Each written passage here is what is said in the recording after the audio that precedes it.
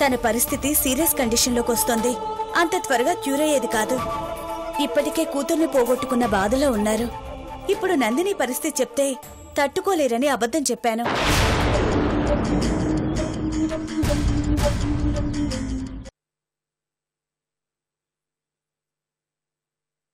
ఒకసారి తన డైరీ చూడు. దానికి నేనంటే ఎంత అభిమానమో, జానకి అంటే ఎంత ఇష్టమో, ఎంత ఓర్చుకుందాం అనుకున్నా తట్టుకోలేకపోతున్నాను.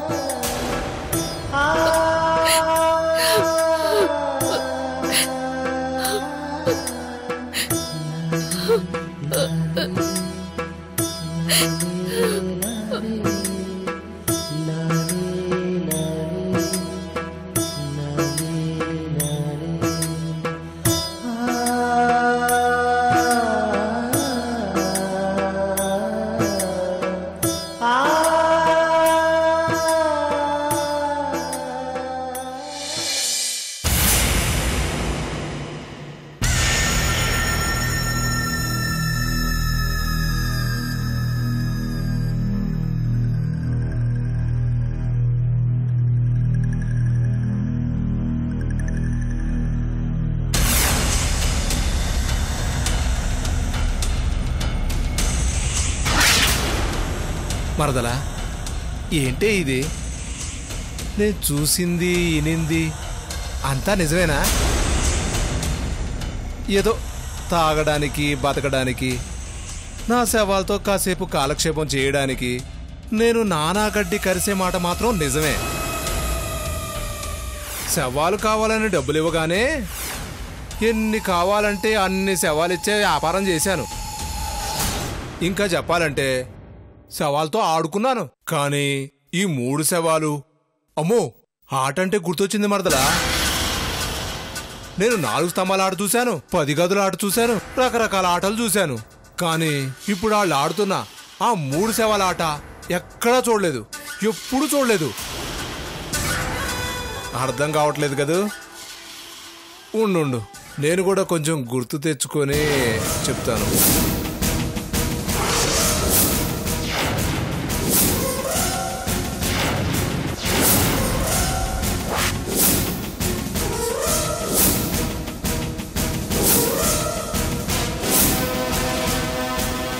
మరదలా చూడు, ఇది జానకి గ్లాసు, ఇది మహేష్ గ్లాసు, ఇది నందిని గ్లాస్ అన్నమాట.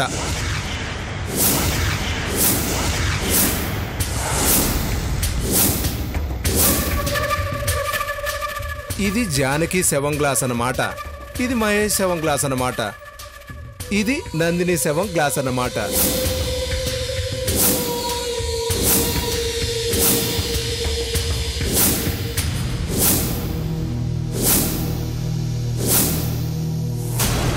ఈ 3 గ్లాసులు బతికున్నాయి, ఈ 3 గ్లాసులు శవాలు. ఇక్కడ వరకు అర్థమైందిగా. ఇప్పుడు చెప్తాను విను.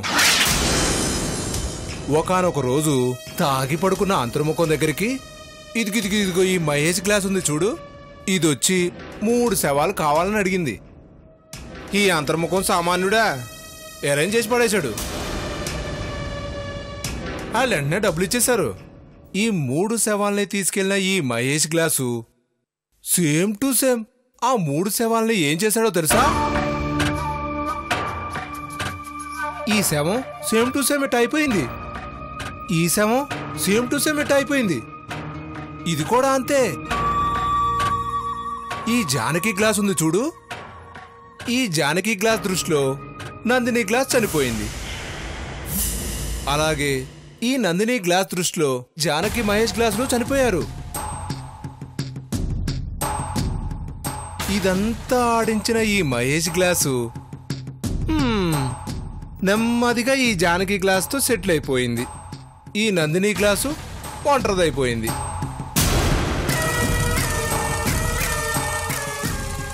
ఈ ఆట మొత్తానికి ఎంతో కొంత సాయం చేస్తున్నది ఈ దేవమ్మ గ్లాసు, ఈ ప్రవళికమ్మ గ్లాసు, ఈ డాక్టర్ గ్లాసు.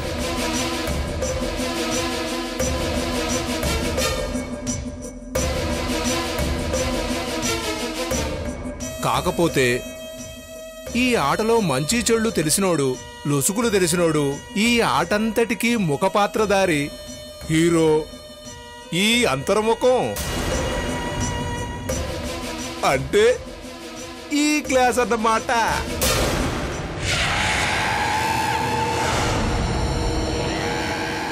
ఇప్పుడు ఈ జానకి క్లాస్కి ఈ నందిని శవం కథ తెలిసిన, నందిని క్లాసుకి ఈ మహేష్ జానకి శవాల కథ తెలిసినా ఏమవుతుంది? ఆటలో లొసుగులు అందరికీ తెలిసిపోతాయి, క్లాసులన్నీ కొలాప్స్ అయిపోతాయి. అమ్మమ్మమ్మమ్మ, ఎట్టాంటి ఆట ఆడారు. ఇప్పుడు ఇదంతా తెలిసిన ఈ అంతర్ముఖంగాడు ఏం చేయాలి? నేరుగా మహేష్ గ్లాస్ దగ్గరికి వెళ్ళి, అరే గ్లాసు గ్లాసు, టోటల్ నాకు నీ గ్లాసు, అందులో మందు మొత్తం నేను చూసేశాను, నాకు అర్థమైపోయింది, అదంతా నేను తాగేద్దాం అనుకుంటున్నాను, ఎక్కడో తెలుసా? నందిని గ్లాస్ దగ్గరికి వెళ్ళి చీర్స్ కొట్టి మరి తాగేద్దాం అనుకుంటున్నాను. లేదు కాదు అనుకుంటే జానకి గ్లాస్ దగ్గరికి వెళ్ళి చీర్స్ కొట్టి తాగేస్తే నీ బ్రతికేంటి, వాళ్ళ పరిస్థితి ఏంటి?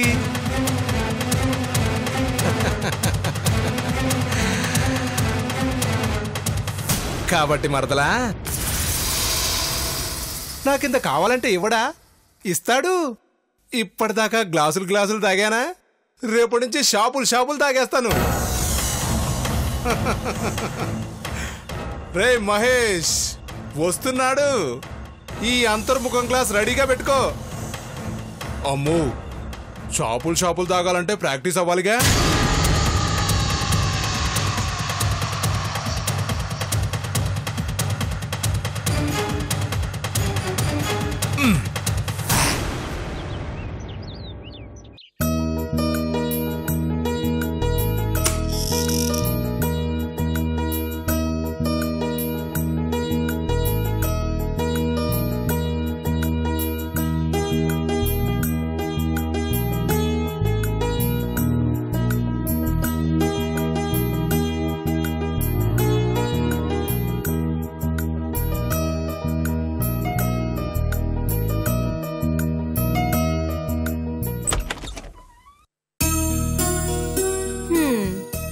నేను సర్దుతానుగా, నీకెందుకు ఇష్టమా?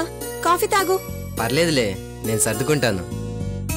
వెళ్ళే టెన్షన్లో ఏదో ఒకటి మర్చిపోతావు. నేను సర్దుతాను, నువ్వు కాఫీ తాగు. టెన్షన్ ఎందుకు, నువ్వు తాగు, నేను సర్దుకుంటానులే. మా ఆడవాళ్ళు ఏం చేసినా మీ మగాళ్ళకి నచ్చదుగా, సర్దుకో నువ్వే.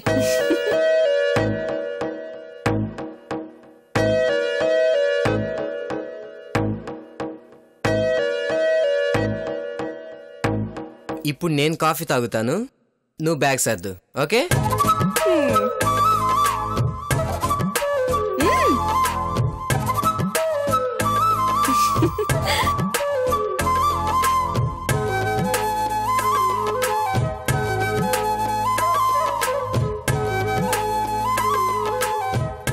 హైదరాబాద్ అమ్మాయిలు బాగుంటారటగా. అక్కడికి వెళ్లి పిచ్చి పిచ్చి చూపులు, పిచ్చి పిచ్చి వేషాలు, పిచ్చి కథలు పడకుండా వెళ్ళామా, అపాయింట్మెంట్ లెటర్ తీసుకున్నామా, వచ్చామా అన్నట్టుండాలి. అర్థమైందా? అంటే నేను అమ్మాయిల్ని చూసేవాళ్లాగా, వాళ్ళ వెంట పడేవాళ్లాగా కనిపిస్తున్నానా? ఏ, నన్ను చూడలేదా? నా వెంట పడలేదా? చూడకుండానే వెంట పడకుండానే నేను నీకు పడిపోయానా? అంటే అది నిన్నంటే చూశాను, అందరిని అలా చూస్తానా? అంటే మరి నేను ఇప్పుడు వెళ్తే 2-3 రోజుల వరకు రాను. అలాగే, జాగ్రత్త. అంటే 2-3 రోజులు పడుతుంది అని చెబుతున్నాను. వినపడింది.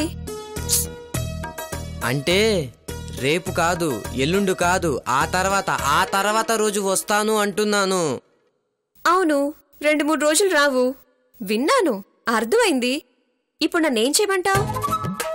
అది ఇప్పుడు నువ్వు నా పెళ్ళానివి, నేను నీ మొగుణ్ణి.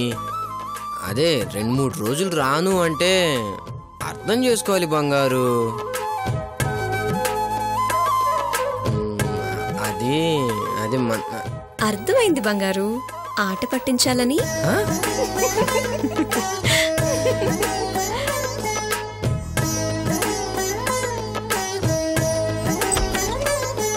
యోగి యోగి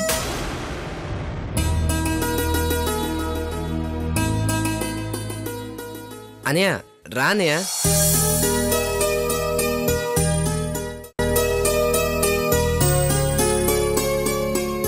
యోగి, జర్నీలో ఎక్కడ పడితే అక్కడ తినకూడదు, తాకూడదు. వైశాలి, వెళ్ళి వాటర్ బాటిల్ తీసుకురామా.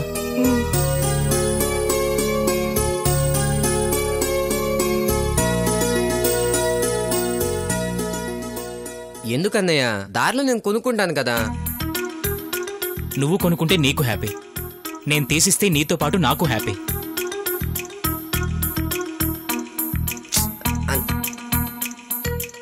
అన్నయ్య ఇంత అవసరం లేదన్నయ్య.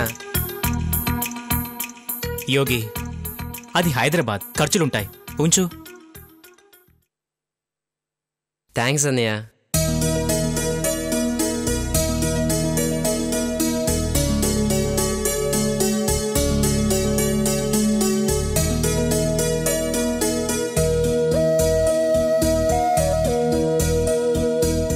Okay, carry on. యోగి, చెప్పడం మర్చిపోయాను. మహేష్ వాళ్ళు హైదరాబాద్లో ఉన్నారు కదా, వాళ్లకు ఫోన్ చేస్తావేమో, చేయకు. ఏ? ఏం లేదు, వాడు అసలే టెన్షన్లోనూ బాధలోనూ ఉన్నాడు. మళ్ళీ మనం వెళ్ళి వాడికి బర్డెన్ అవ్వటం ఎందుకు అని. అయ్యో అదేం లేదన్నయ్య, అక్కడ నాకు ఒక ఫ్రెండ్ ఉన్నాడు, చందు అని.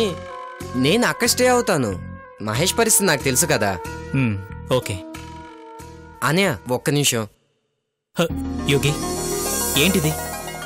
ఆశీర్వాదం తీసుకోవాల్సిన దేవుడి దగ్గర, నా దగ్గర కాదు. అనయ్య, రోజు నాతో మాట్లాడేది, నన్ను చూసుకునేది, నా గురించి పట్టించుకునేది, నాకు జీవితాన్ని ఇచ్చింది నువ్వు. ఆ దేవుణ్ణి నేనెప్పుడు చూడలేదు, నిన్నే చూస్తున్నాను. నువ్వే నాకు దేవుడివి.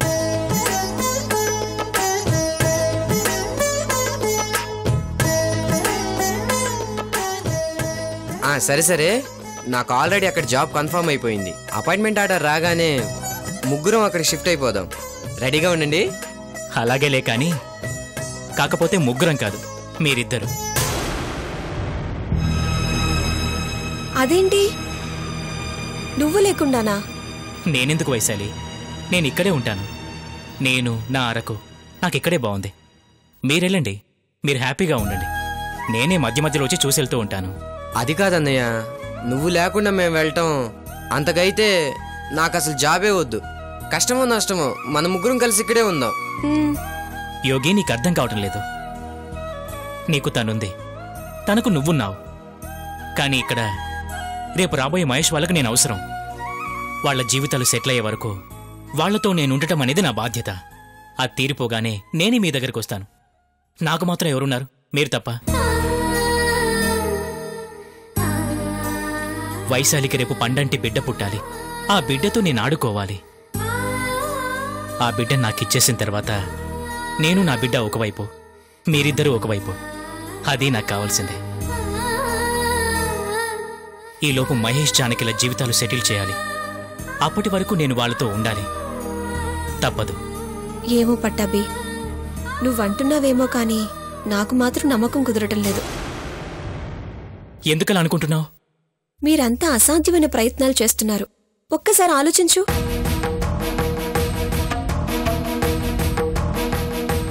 జానకి నందిని అత్తగారింట్లో ఉంది, నందిని జానకి పుట్టింట్లో ఉంది. అందరూ ఒకే ఊర్లో ఉంటున్నారు. పైగా ఆ ఇంటికి ఈ ఇంటికి మధ్య రాకపోకలు జరుగుతూనే ఉన్నాయి. తన తండ్రిని చూడకుండా జానకి ఎంతకాలం ఉంటుంది? చూడాలని ఎందుకు అనిపించదు? ఒకవేళ చూడాలని వెళితే జానకిని వాళ్ళ నాన్న చూస్తే? ఇటు నందిని తనది కాని ఇంట్లో మెట్టినింటికి వెళ్లకుండా ఎంతకాలమని జానకి ఇంట్లో ఉంటుంది? ఏదో ఒకరోజు నందిని మెట్టినింటికి వెళ్తుంది. వెళ్తే అక్కడ జానకిని చూస్తుంది. జానకి నందిని చూసినా, నందిని జానకిని చూసినా పరిస్థితి ఏంటి? కొన్ని జీవితాలు నాశనమైపోతాయి.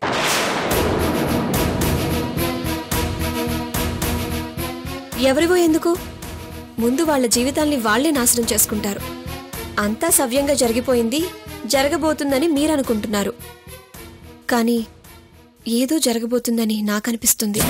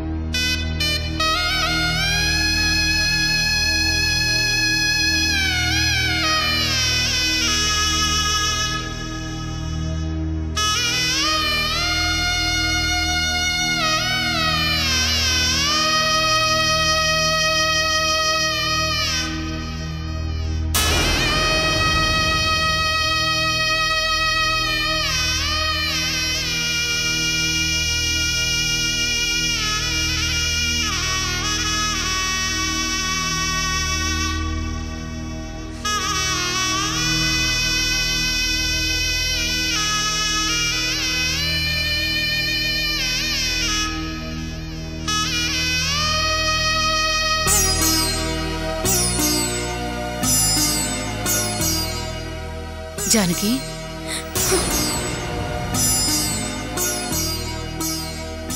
అన్నం తిను. ఇలా అయితే ఎలాగమ్మా? నువ్వు అన్నం వదులుకున్నంత మాత్రాన ఆకలి నిన్ను వదలదుగా. బాధపడుతూ కూర్చుంటే పోయినవాళ్ళు బ్రతికొచ్చే పనే అయితే ఈ బాధల్ని కూడా మనుషులు ఎప్పుడో వాడేసేవాళ్ళు. మనకి మిగిలేవే కావు. తినమ్మా. వద్దత్తయ్య, మీరు తినండి. జానకి, ఇది కరెక్ట్ కాదే. నా మాట విను, కొంచెం తిను. వద్దు అని చెప్తున్నానుగా.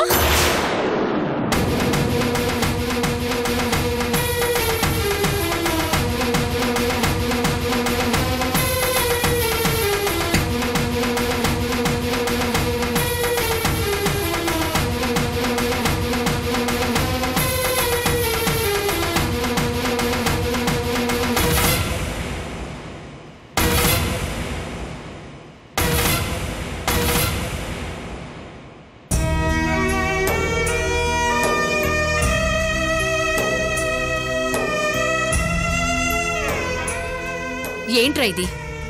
ఎందుకు నువ్వు ఇదంతా చేశావు? అసలు ఇక్కడేం జరుగుతోంది? అమ్మా,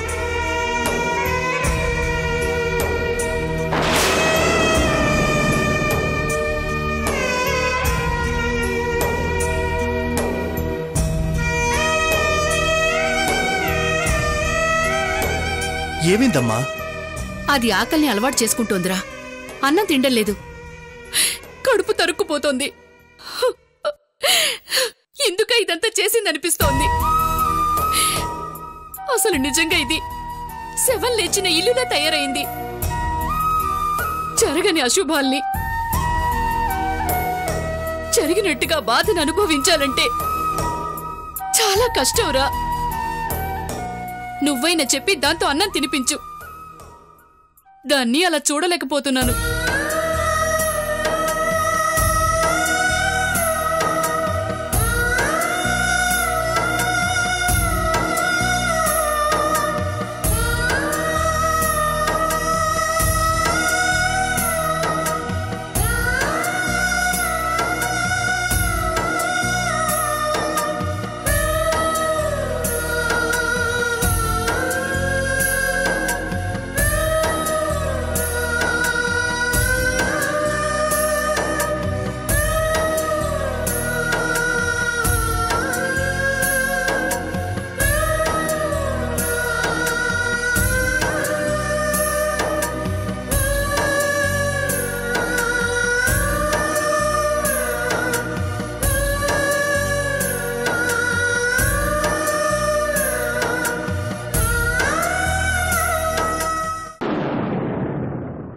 ఇదంతా నీకోసమే.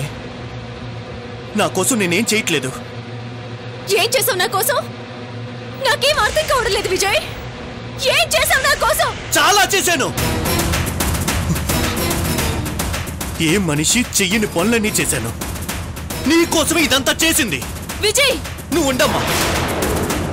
ఏం చేయలేదు అంటాదేంటి? మనం అంతా చేసింది తన కోసం కాదా?